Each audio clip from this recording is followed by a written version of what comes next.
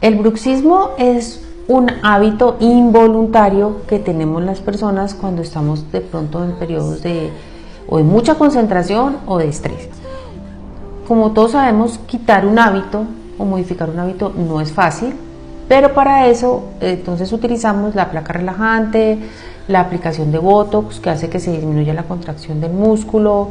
Recomendamos terapias para como que el paciente se relaje y puede mejorar, pero no puedo decirte con certeza que lo vamos a quitar, no, porque eso es un hábito y los hábitos son muy complicados eliminarlos.